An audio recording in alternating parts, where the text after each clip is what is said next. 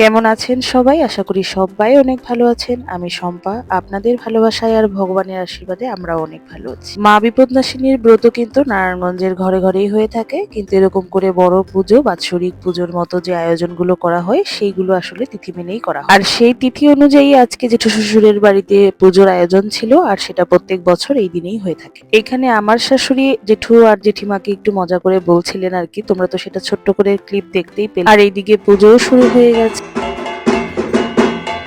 প্রত্যেক বছর আমরা অপেক্ষা করি এই সুন্দর সময়টার জন্য। আসলে সবাই মিলে একসাথে আনন্দ করে পুজো করার অন্যরকম একটা আমেজ। এখানে পুজোর জন্য রান্না করা হয়েছে, আর এটা মন্দির থেকে রান্না করে নিয়ে আসা হয়েছে। আর মন্দিরের এই খিচুড়ি প্রসাদ, তারপর লাবড়া তরকারি এত বেশি মজা হয়, তোমরা দেখতেই পেলে। পেপার দিয়ে পায়েসগুলো ঢাকা, তারপর লুচি ছিল, মালপোয়া ছিল, লাড়ু ছিল, তারপর হচ্ছে ৫ রকমের ভাজা। এখানে বেগুনি ভাজা ঘরে করা হচ্ছে, ওইদিকে লাবড়া তরকারিও ঘরে রান্না করা হয়েছে। সাথে ফল, মিষ্টি, সন্দেশ এগুলো তো ছিলই। আর এই সময়গুলো অনেক বেশি আনন্দের, যেহেতু ঘরের পুজো, সবাইকে নিয়ে একসাথে। আর আমরাও অপেক্ষা করি প্রত্যেক বছর এই দিনটির জন্য।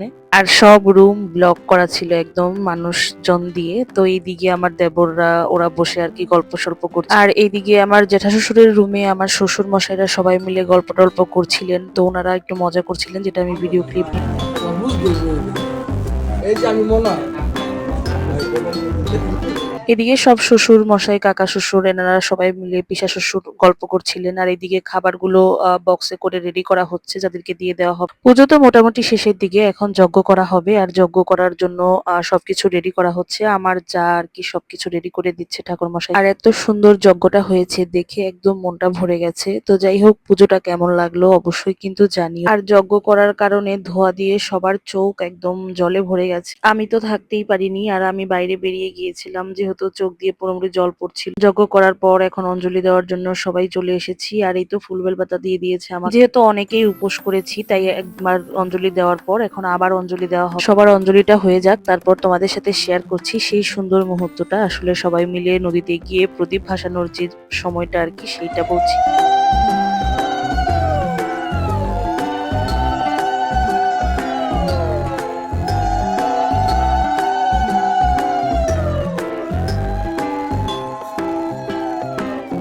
প্রদীপ ভাসাতে যাওয়ার সময় এরকম উলুধ্বনি দিয়েই বাসা থেকে আসলে বেরিয়ে যেতে হয়। আর এখন সবাই আমরা লিফটের জন্য ওয়েট করছিলাম, যেহেতু অনেক মানুষ একসাথে যাব, তাই লিফটের জন্য ওয়েট করছিলাম। আর এখানে কাকি শাশুড়ি, মামি শাশুড়ি, জেঠি শাশুড়ি, আমার শাশুড়ি, আরো অনেক কাকি শাশুড়িরা, এখানে আমরা জায়েরা, ননদ, আমরা সবাই অপেক্ষা করছিলাম লিফটের জন্য।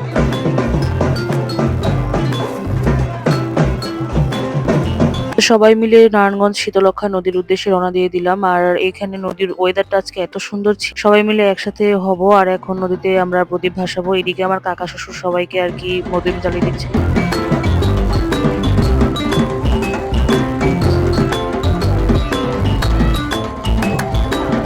সবাই যত দ্রুত প্রদীপগুলো জ্বালিয়ে ভাসিয়ে দেওয়ার উদ্দেশ্যে রেডি করছেন, আমিও আমার প্রদীপ জ্বালিয়ে ভাসিয়ে দিলাম। এবং ভগবানের উদ্দেশ্যে একটাই কথা বলবো, যে সবাইকে ভালো রেখো, সুস্থ। আমার প্রদীপ দুইটা কি সুন্দর করে জ্বলছে দেখ।